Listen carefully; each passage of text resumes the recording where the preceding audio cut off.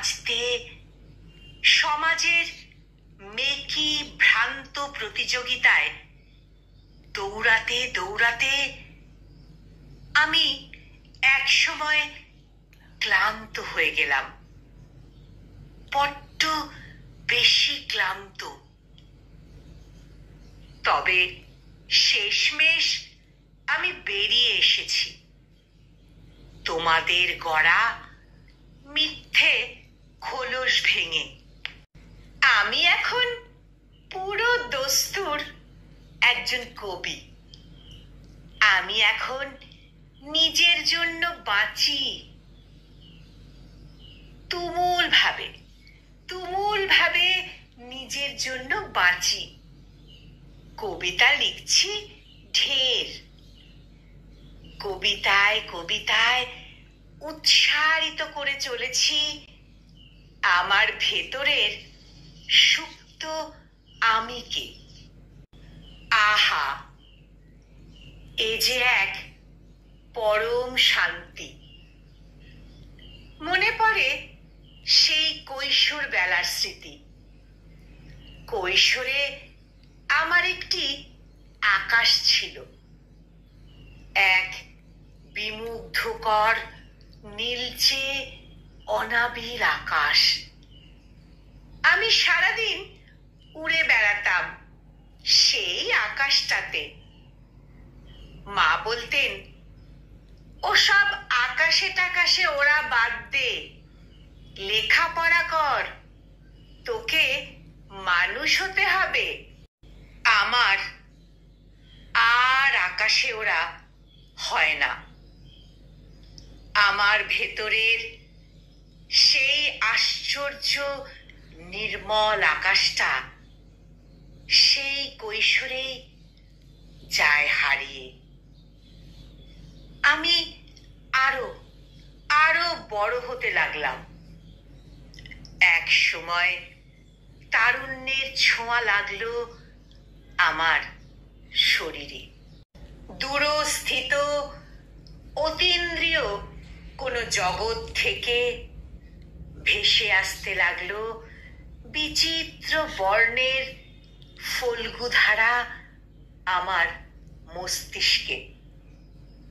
আমি কবিতা লিখতে শুরু করলাম। বাবা বললেন, ওসব কবিতা টবিতা লেখা বাদ দে, লেখাপড়া কর, তোকে মানুষের মতো মানুষ হতে হবে। আমার আর কবিতা লেখা হয় না। তারপর বহুদিন কেটে গেছে, কিন্তু ভেতরে রয়ে গেছে সেই কৈশোরের আকাশটা, স্মৃতি মুখর এক অনিন্দ পৃথিবী। আজ বহুদিন হলো অন্যের জন্য বাঁচার জাঁতা কলে পিষ্ট হতে হতে আমি তোমাদের সেই মেকি মানুষ হওয়ার খোলস ভেঙে বেরিয়ে এসেছি। কৈশোরে হারিয়ে যাওয়া ভেতরের সেই বিস্ময়কর আকাশটাতে আবার ফিরে এসেছি। এখন আমি প্রতিটা ক্ষণ নিজের জন্য বাঁচি, কৈশোরে হারিয়ে যাওয়া সেই আকাশটাতে উড়ি। হয়েছি অনন্ত আকাশের মতো এক কবি। মানুষ হওয়া, মানুষ হওয়া। আমি হয়তো তোমাদের মানুষ হওয়ার মিথ্যে খোলস ভেঙে বেরিয়ে আসতে পেরেছি, কিন্তু কত মানুষ এই সমাজের এই ভ্রান্ত মানুষ হওয়ার ঘানিতে পিষতে পিষতে এক সময় ক্লান্ত হয়ে নিঃশেষ হয়ে যায়।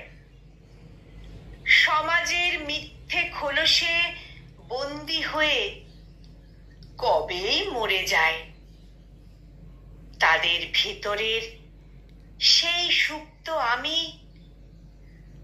তার খবর কতজনই বা আমরা জানি।